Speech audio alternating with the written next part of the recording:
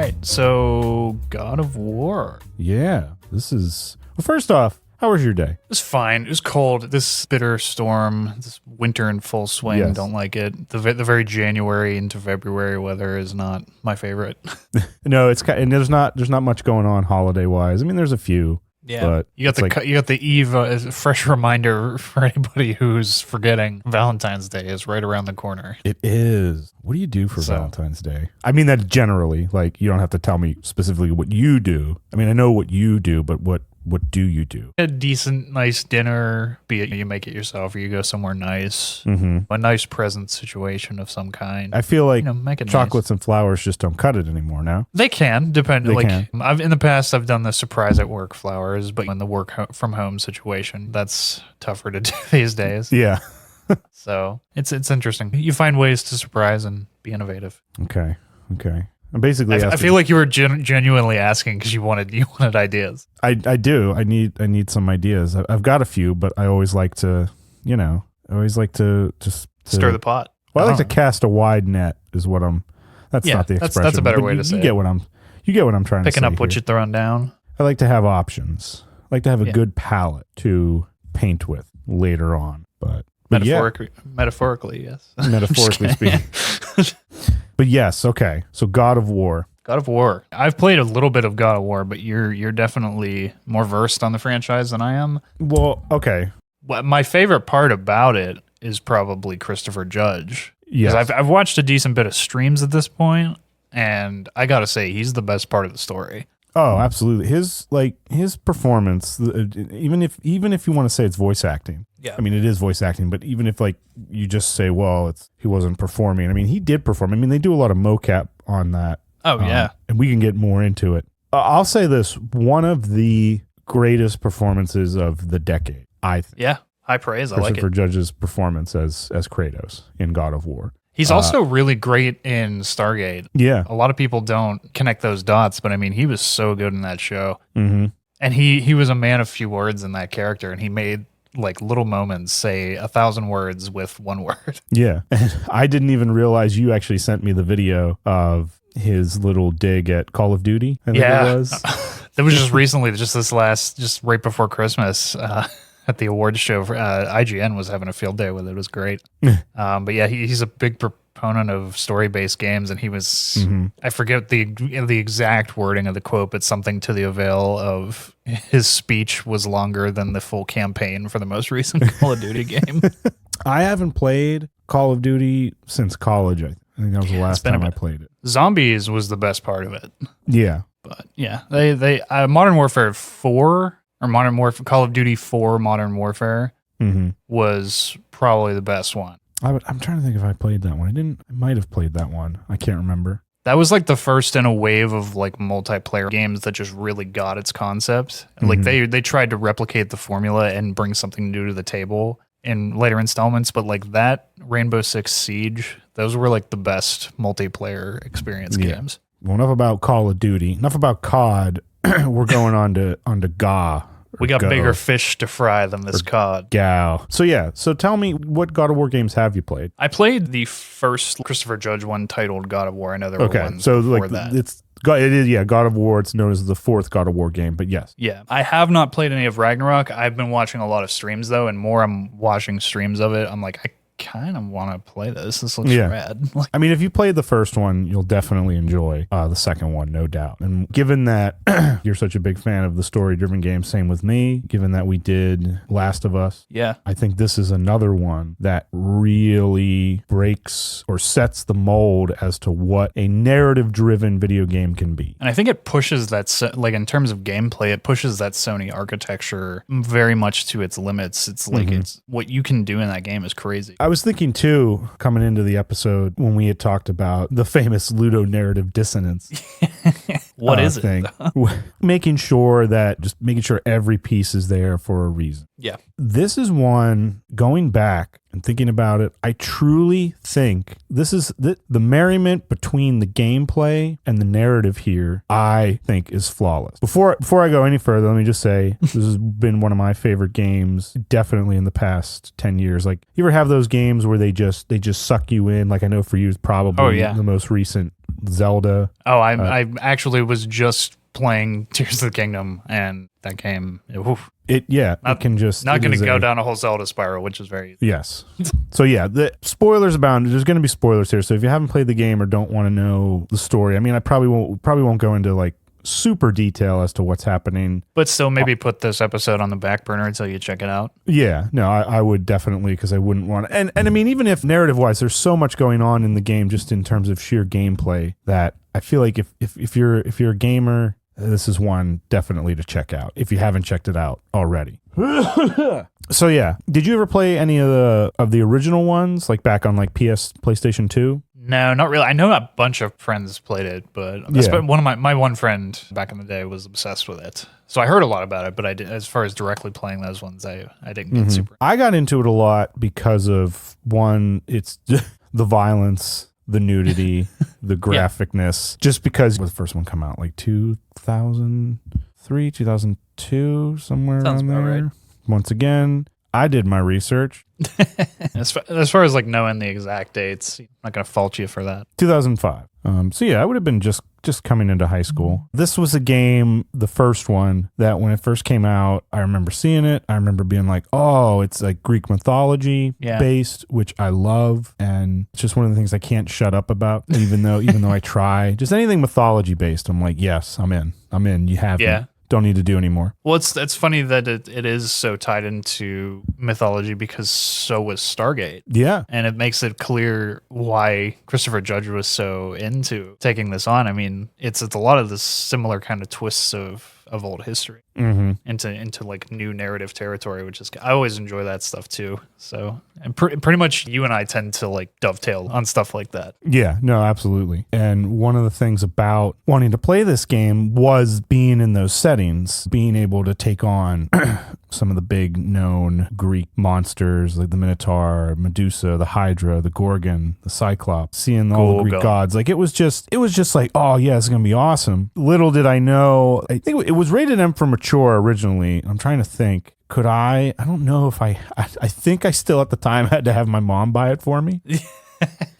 I don't think I was quite yet 17 when it came out. So I'm trying to remember, but I think that's what happened. And it's definitely a much more the original series, the Greek Pantheon series, if you will, is a much more action-packed, testosterone-fueled, enraged romp. Kind of more along the lines of Doom. Yeah. Like romp through ancient Greece or mythological Greece, I guess would be the more appropriate for that. I don't know, getting to fulfill, and for those of you who aren't familiar with, I'll give a quick overview of the God of War original series. You've got Kratos, who's a Spartan, who at the time is voiced by the actor Terrence C. Carson, who I think and the reason I bring that up is because when they get Christopher Judge to do it in the newer iterations, I thought that was like such a perfect pick. Yeah. Because their voices sound similar, but Judge's has a more aged sound to it, at least because he is older now. Like, I guess it might not be a fair critique. Even when he was younger, he had that like very deep, almost threatening stuff. Yeah, like, there's a that threatening raspy nature sort of older, like almost there's like a hint of there's a weight to his voice that is hard to duplicate. Yeah, I mean he did an episode of MacGyver because I remember they would always reference it with him being on with Richard Dean Anderson for Stargate. Yeah. And they showed that, like, the scenes of him in MacGyver, and he couldn't have been more than, like, 20, 23, 24 when they shot that. Mm-hmm. And, like, he still has that, like, deep, threatening voice. Yeah. And that, I think that it works so well, because if we go back, let me just go through the original ones. You have Kratos, and he's a Spartan warrior, very built up. Rage is, like, his mantra. That's who he is. And essentially the whole long series in a nutshell is his long quest to take his revenge on the Greek god. And he's just gonna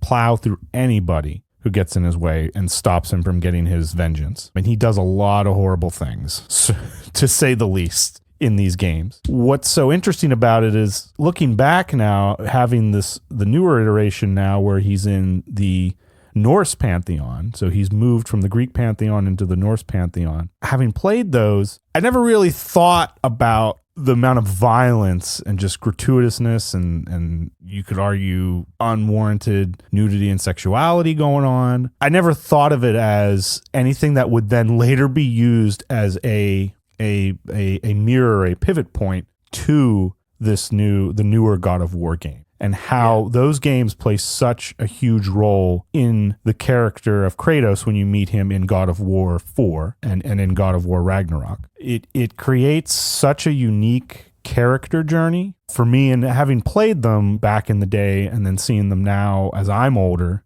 it has that almost like poignancy to it that was just like I couldn't put the damn thing down no matter how hard I tried to. Well, it seems narratively that like character is definitely one of its strongest points. Yeah, absolutely. And to have such like strong acting talent behind it, like it's clear why it stood the test of time. Mm-hmm.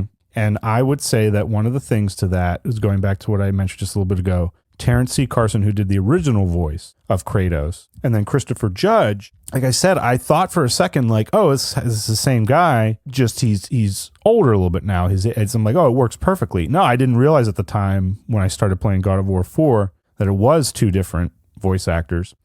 And props to them finding both two incredible voice actors who I think just fit the role of Kratos perfectly for the iterations that they did. When you were focusing on God of War 4, the story centers around Kratos now, who has left the Greek world, what's left of it. And it's not really explained too much, but he comes to the somewhere in Scandinavia or something, somewhere now. He's now in the Norse world. So he's traded Zeus and Hades for Odin and Thor. And he's living in this world. He has a son, and you can tell that he's definitely wearied by everything that's happened in the previous games. I thought that was good. Yeah. Is like, we've always talked here about when you're going to do something, if you're going to reboot or if you're going to like try to bring something new to something that's been done a million times, I've always asked the question, why not just do something new if you're going to completely forget everything that came before it? Yeah, I know I had that. It's different for different things. So like I would say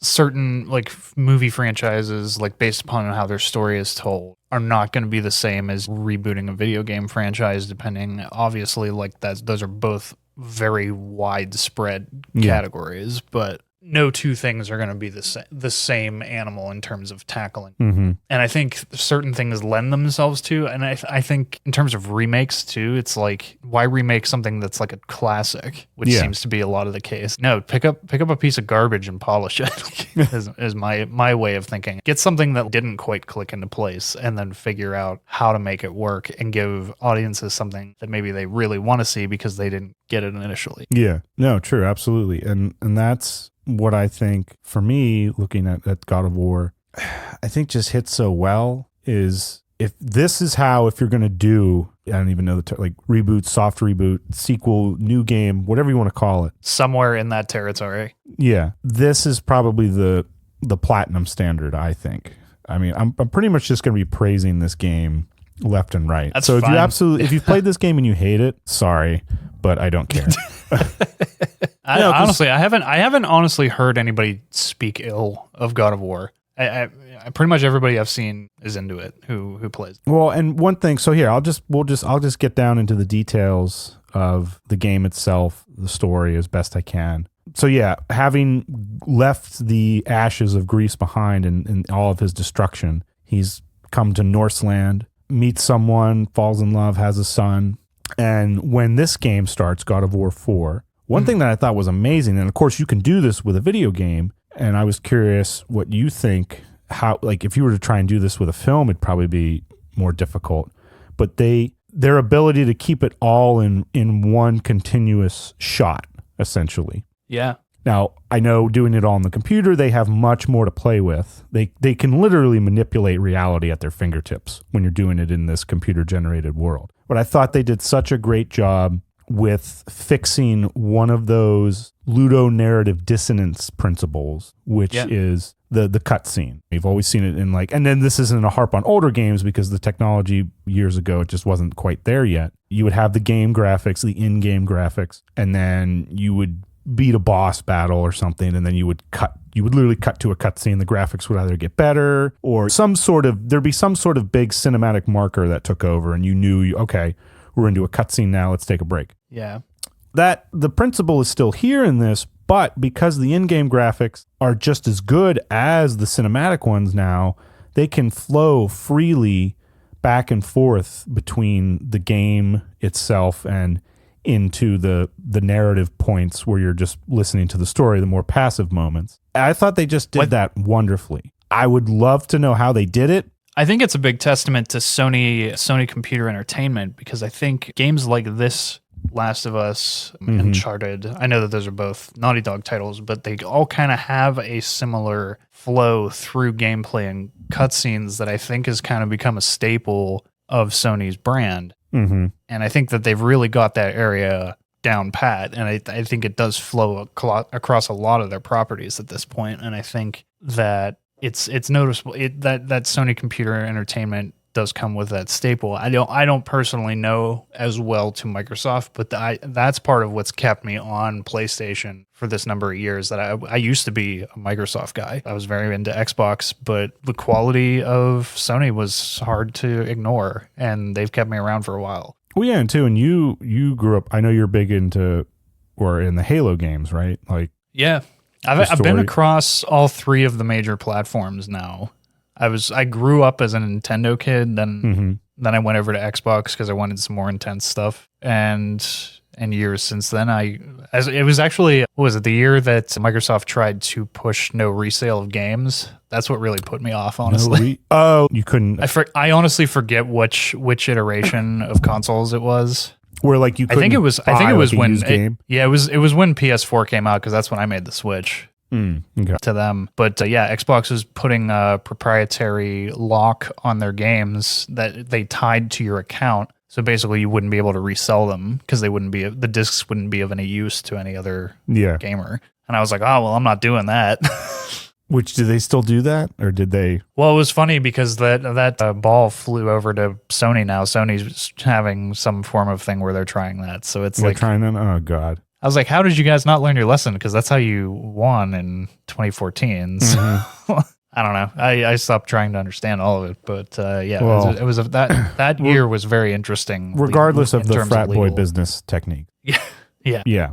What the camera work on it. I'd be so interested to see, is it just I can't imagine that it's all done in-house in terms of like the program just does it automatically. I'm sure there had to be someone back there being like, all right, I want you to push in here, I want the camera to swing close up. Like there was so many cinematic principles going on in this game on top of it just being an amazing video game in terms of gameplay. Yeah. Well, it's like the script and the writing obviously are like the great bedrock, but then there's like so many mechanics that have to layer on top to make it as smooth and flow together. Because it's that smooth flow that like it could be like, it's kind of like the opposite of cinema in some ways. You can have a really great script, but if the gameplay and stuff doesn't work, if it really puts you off and it's clunky and it just doesn't flow, it can make you just turn your head away from it. No, 100% it can. One thing, I'll just say this. This is definitely, I think, the answer to ludonarrative dissonance. I don't know if I said that already. Yeah. But there is not, I'm very hard pressed to find one wasted or unnecessary element in the God of War game, God of War 4 specifically. I'll talk more about God of War 4. Maybe I'll touch on Ragnarok a little bit. It was one of those ones where like I truly had not had, I'd say the last gaming experience I had that did this to me would have been maybe the Mass Effect game. Yeah, which actually you've gotten me into. I'm slowly digging into them. Yeah. That was another train that I had obviously missed they're not initially. as polished now because they're older. Yeah, but I had never been into them initially when they were coming out. And you've actually gotten me sucked down that spiral, so I'm very much on that train now. I'm I'm so sorry. It's okay. But yeah, watching the performances of the characters and everyone in here, all the voice actors give an amazing performance. No one's phoning it in on this.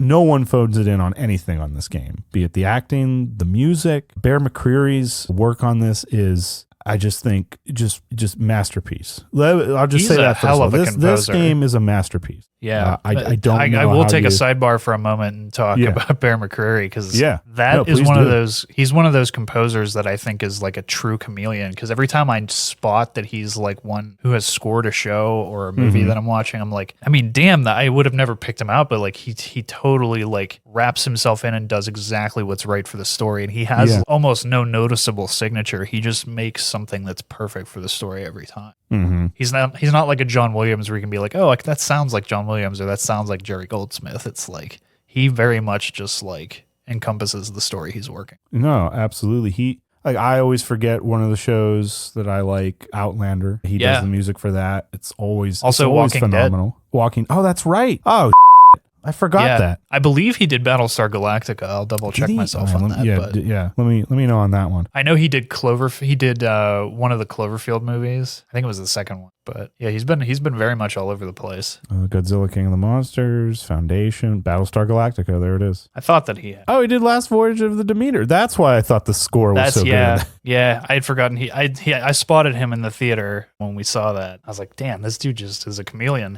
That's the best way I can describe him. He's an absolute chameleon. He just he totally dives into whatever story he's making and just does the best thing for that. He's not really concerned with being noticed. From what I've been able to tell, he just does his thing. Yeah, and he's all over. It looks like movies, TV shows. He doesn't really pick any specific genres either. He's just kind of all over the place. Yeah. Wow.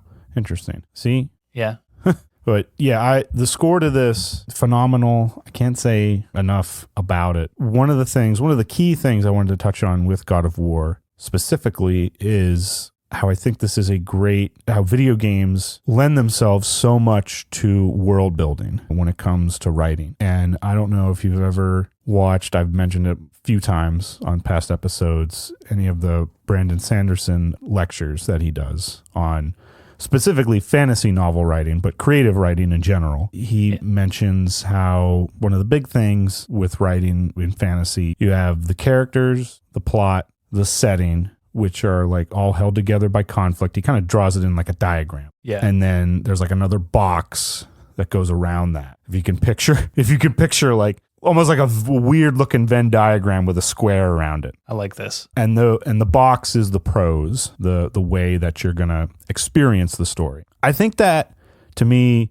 is such a simple way of just unlocking the creative mind, because it reminded me a lot of, I think was it Dan Harmon's Story Circle? Story Circle, yes. Was it that? I like that. Or was that Justin Rowland who did it? Or no, it was Dan. It was Dan Harmon's. It's attributed to being Dan Harmon's, but they were longtime collaborators. And I think he was attributed as doing that on maybe Community, maybe something before that. Okay. But I think around the time that Community started, so I think that's how he would draft out all his scripts, was using that principle, and like everybody took note of it because it was like, oh, it's looping everything back in on itself, and it was like for the purposes of like particular stuff, like it worked. Yeah, and that format, it reminded me a little bit of that. Now, credit when you're working with film or TV show, you kind of have to get to the point in each time. You don't have nearly as much time as you do in a fantasy novel. Yeah. Because a fantasy novel has nothing but time. And a video game, I think, certainly has nothing but time either, especially this one. I mean, yeah, the game does eventually end, but can clock in at 60, 70 hours of playtime, depending on,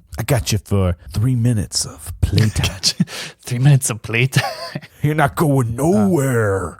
I got you for 3 minutes. 3 minutes of playtime. Okay. Anytime I play like an open world or something, I just end up doing every possible side quest, like taking the longest and that's possible exactly what I ended up doing here in this, and that was going to bring me to the crux of my God of War thing. Going back to Brandon Sanderson's little diagram, if you have it pictured in your mind, big square, 4 circles 1 in the middle, 3 kind of attaching, conflict in the middle, plot, character, setting. So he uses that, and that's how he kind of breaks down the whole lecture series each week when he's doing it. And for fantasy, one of the big things in fantasy is the setting. That's one of the things that draws people to like fantasy stories, is the escapism, or that sense of a different world out there than what we're used to here. And it's not to argue that like setting is the least important in other stories, but in maybe like a spy thriller or something that takes place here, plot and character are going to be more. Plot and character tend to always be the more important. And I will say, I don't know if you've ever had that issue where like if you're watching something, reading something, if you're so on the setting, but you like the characters and the plot, you'll tend to go along with it more so than if the setting is really good, but the plot and the characters just absolutely suck. No, yeah, I'd agree with that. It tends to be the one where like if you can do like a lukewarm version of it, you can get away with it and still most likely be okay. With fantasy or science fiction, anything like that, the setting becomes even more crucial because that's one of the things that you're enticed to want to read in those genres. And this is where you get that sense of world building. And of course, you always have to be careful because you can get world builder's disease from it. It's an interesting easily done when you like try and build out too much or do too much. Yeah. Like if you basically you have to ask yourself, do I want to do what like Tolkien did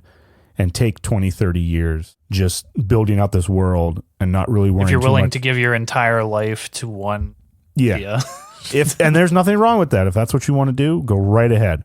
But you have to just then know that comes with its own set of challenges. Yes, that comes with its own set of challenges, and the reaping of any possible rewards that you could get from it is going to be far off. It'll be a while before you see any return. If that's even it. Maybe it's just something you like to do and it's just a diary and you just say, nope, no one's ever going to see this but me. Nothing wrong with that either. So yeah, in the world building, when you're doing your settings, you always want to try and find the right combination of elements to make the world feel believable. You almost have to trick the audience into thinking that the world is vast and has millions, hundreds of thousands of years of lore going into it. So that can be a daunting task. Whenever you include mythology and like the vast topic of that into a video game, it's a lot to cram into one piece of content. No, it is 100%. And one of the things that God of War does so well. Now, credit it's using the Norse mythology to its advantage, but it's also using the previous games to its advantage to create this really rich lore that they're not afraid to take some liberties with. There are some things they change in terms of the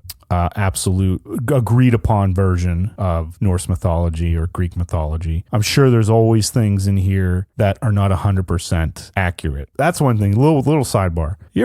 Have you gotten annoyed lately with like expert videos by any chance? Expert videos. In the sense of, so for example, like they'll take something like God of War, all right, and they'll put up like old Norse runes, and they'll bring in like a Norse rune expert, like another show will, and then they'll just pick it apart and be like, well, actually it doesn't say this. And I don't care, man. I'm not necessarily here to learn 100%. I'm not here to become a doctor in Norse mythology or something. Yeah. I'm here it doesn't need to be like enjoy the nitpick story, perfection, have an emotional experience. And if this is the thing that sparks my interest in Norse mythology or whatever, great. I can separate. Maybe that's my problem is I can understand that when I'm playing the game, I'm playing the game. I understand that what I see in that game isn't probably always going to be 100% accurate to what the real world is. But that's fine. Also, everything can't have that natural built-in Jurassic Park plot armor where it's like, oh, well, they're building these dinosaurs from fractured genetic information. So there would be a lot of mistakes. So anything that is factually incorrect is attributed to corporate misunderstanding or just failed science. Yeah. So anyway, I just wanted to get that off my chest But what I love about video games in particular is the world building aspect of them. And what's unfortunate even when you're writing a book, you can't show the audience everything, because then the book would either just never end or the movie or the show would just go on forever. You have to like pick and choose. In this, I feel like you get to literally explore this world and see every nook and cranny that it has to offer. Are there invisible boundaries and you can only go so far?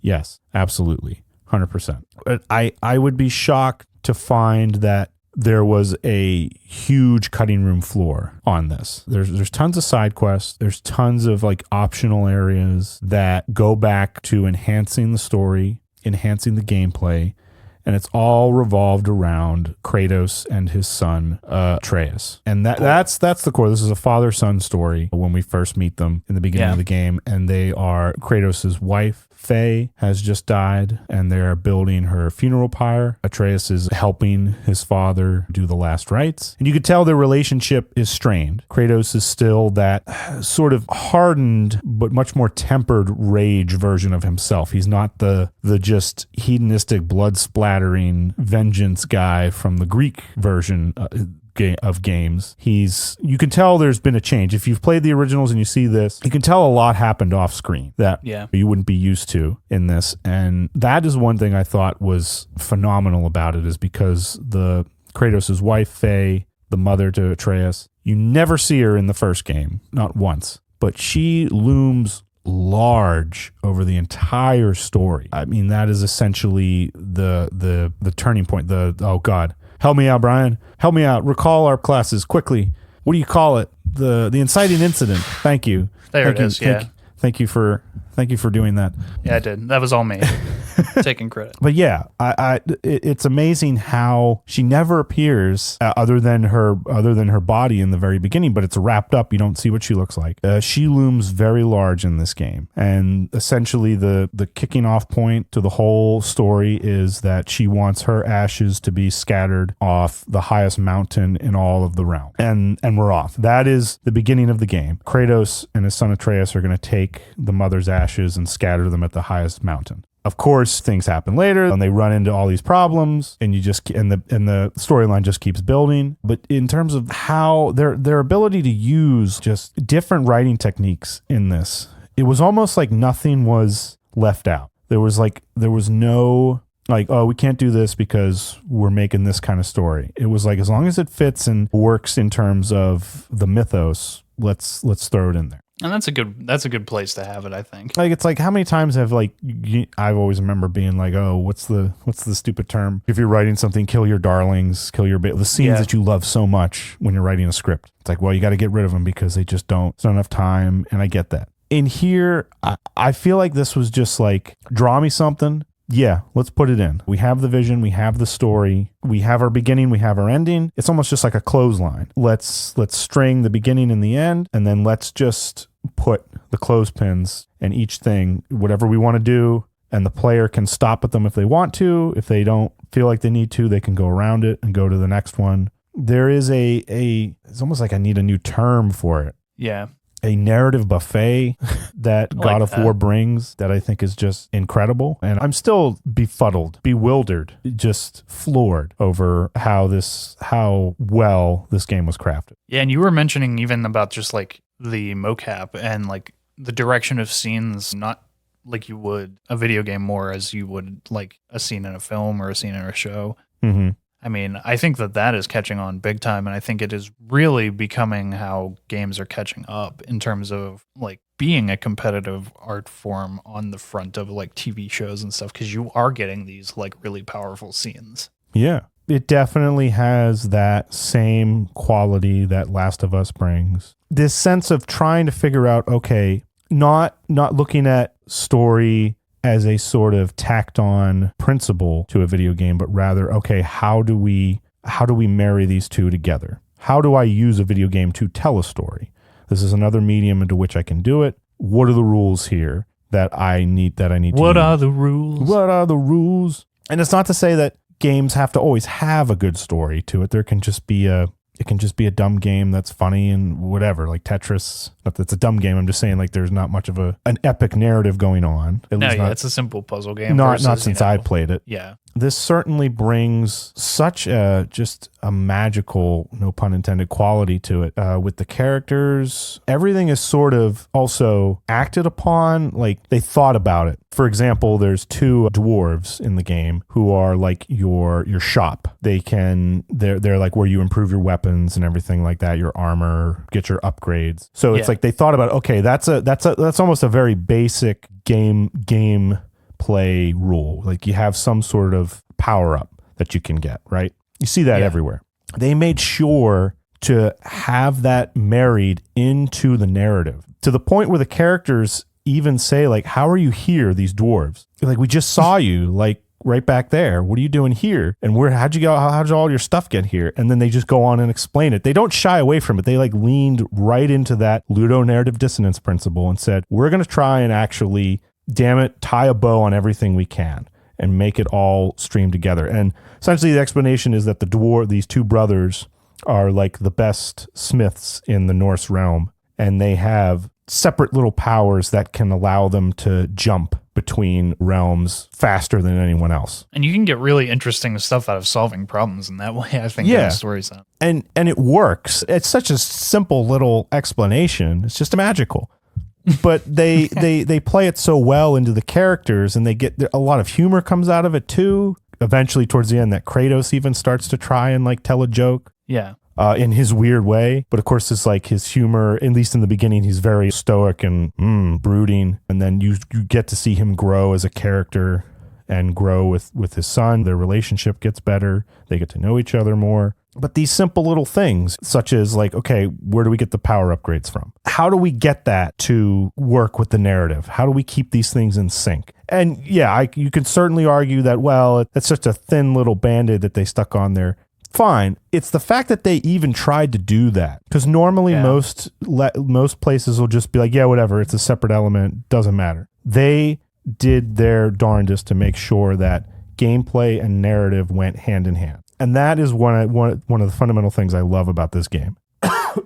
Excuse me. You're right. Yeah, just talking a lot. Yeah, you're making me want to dig back in and go after these, because I mean, I haven't, aside from our discussions on it, I haven't thought about this and about jumping into these realistically, because I tend to keep things on the back burner until I can afford them. Yeah, there's even they do cool little Easter eggs, tidbits, and optional quests, missions you can do. It all goes back to enriching the lore of the story. That was one thing I always I had mentioned before when we tried to do a video game class back in school. I noticed that anytime I have a much more narrative-driven game, I don't want to go and just collect things just to collect them. Yeah. The collecting coins in Mario. Now, it works for Mario, but in a game like this, there has to be a reason. Essentially, the concept is still there. Like, because in here you go and you collect like scrolls or diaries, whatever. Yeah, same but concept. It's not meant to be cheeky or cutesy. Like, it actually has to have a point within its own lore and its own same concept, but it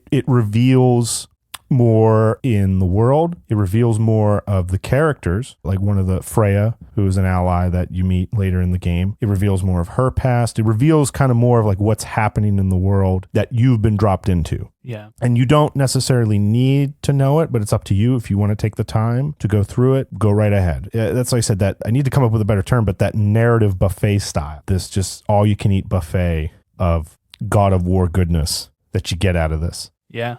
It's the world building is one of the things that I think is just so good. And when you're writing a fantasy story, a science fiction story, setting becomes more important, more crucial to nail. Obviously, you always want to make sure you hope you want to always get all three: plot, character, setting, and then of course the box, the way you tell it. And when we're talking about prose here, specifically talking about, are you gonna how well can the reader see the image that they're looking at? I think it was Orson Welles talked about it as in like, or not Orson Welles. Oscar Wilde? No. Hang on. Sorry. You can do it. I believe. Why can't I think of his name? Oh my God. Hang on. I do that like 6 times a day. No. I'll get it. George Orwell. Oh God. There we go. Orson Welles. Orwell. See where I was getting it? I just turned like Orwell into Orson Welles. I love it. That he said that you can have your story, there's a pane of glass in front of your reader. And he said you can look at it as a couple different ways. You can either be a clear pane of glass, and the reader just sees what you describe to them. So that's where essentially like more of like the worksman, the craftsman of, you don't let your writing draw too much attention away from itself. Yeah. You just let the story do the work. Story does more of the heavy lifting. And then you can have looking through it at like a stained glass window. The prose can draw more attention to itself, but that's what you want. Like it becomes more lyrical, more more purpley in your prose, more flowery. Lord of the Rings does that to an extent. It becomes more in the of a character into of itself. Some stories do that. Some stories demand it. Some stories are completely the opposite, where it's more of like the nuts and bolts of I want to refine it and keep the language as simple and as hidden as possible. I would say most are kind of a mix in between with it. But yeah, and that affects how you do your settings, your plot, your character. And when it comes to the setting, the world building, the lore of it, I think God of War hits a new territory with it in terms of video and how every little piece is working together to create that story between Kratos and his son, and nothing is forgotten in it. It's such a perfect feedback loop. Every fight you do, every challenge you complete, every cutscene you go through opens the world more, gives you more about the characters, advances the plot. It literally checks off every box every single time, and I don't understand how they did it. It's a master stroke of not only gameplay but narrative as well. Yeah, and I mean, that lends itself to why Christopher Judge feels confident enough to throw shade at Call of Duty on stage in front of millions of people.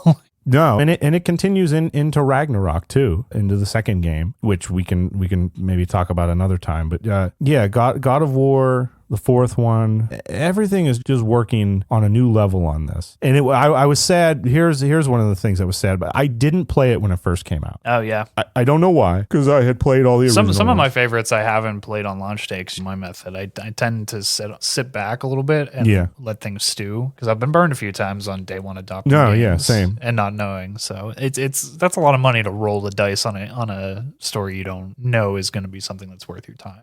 Yeah, no, it would have been, I think that one came out in 2018, and it wouldn't have been until, I don't know, 3 or 4 years later that I finally sat down. I got it on sale for like $10. Yeah. And I was like, yeah, all right, I'll give this a shot. Holy PB&J.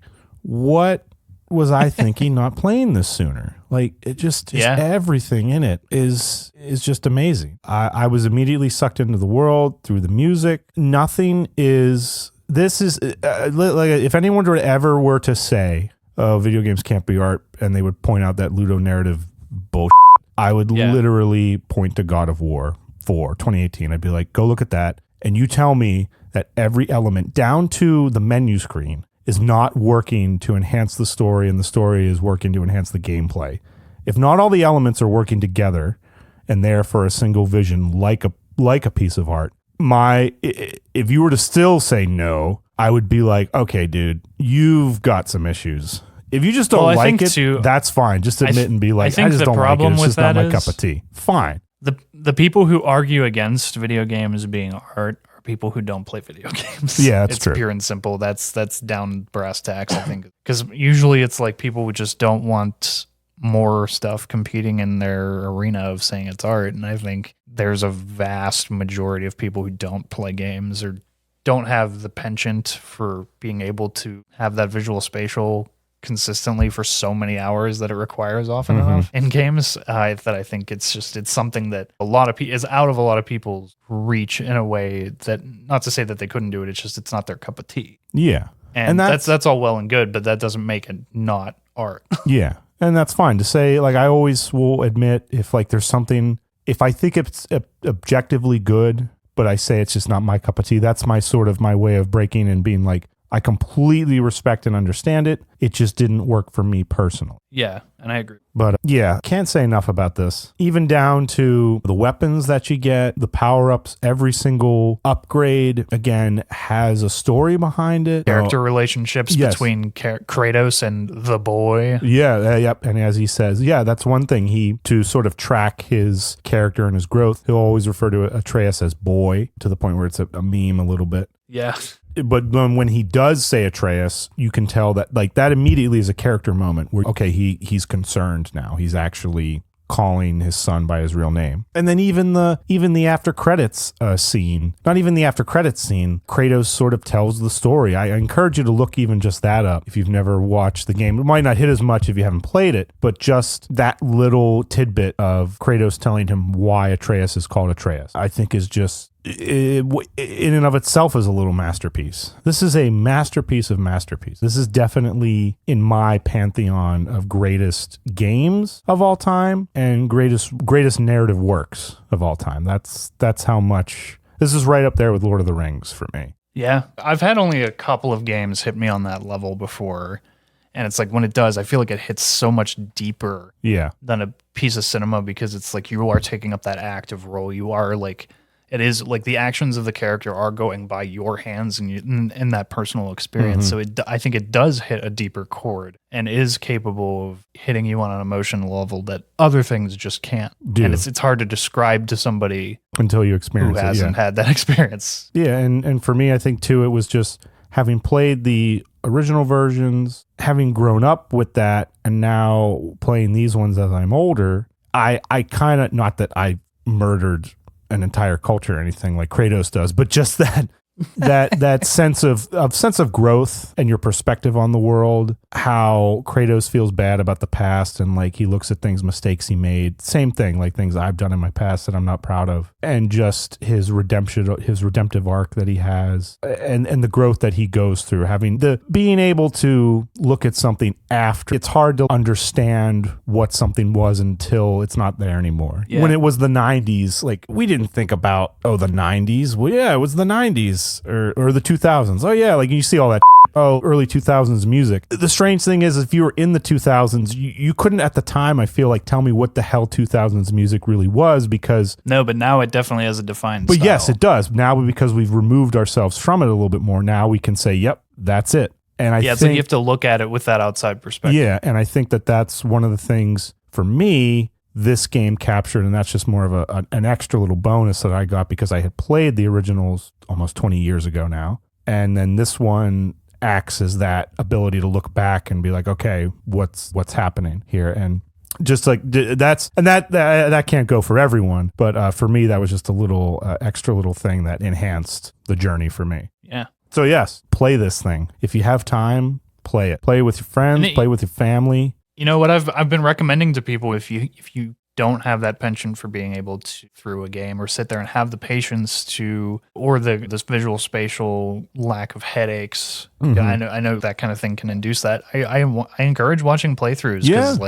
Do it. Watch a playthrough. Yeah. I've gotten people into just watching through Last of Us and checking out that story for like its raw sensibility. And if you can't really play through it, you can still get your way through there and check it out. Maybe still get something out of it. Yeah, and some of those playthroughs, they're no longer than binge watching a series, which we all do now. So no, yeah, good point. I would encourage that as well. If you're just not big in playing the games themselves, maybe watch a nice playthrough, because there's a ton out there. I was gonna say, chances are, if it's a game of note, it's got a million different playthroughs out there on YouTube or what have you. But yeah, God of War, give it a shot. Strong recommendation from Matt Hahn and myself. Good stuff. I actually, you're making me want to revisit it. I think I'm gonna go back, put it on my roster. Give it. I mean, yeah, no, it's definitely worth a revisit, I feel. So yeah, good stuff. And looking forward to more games this year, because there's a lot. Yeah, a lot coming out. It's gonna be interesting to see what shakes out, what actually hits the mark, and what falls short this year. So it should be good. Mm-hmm.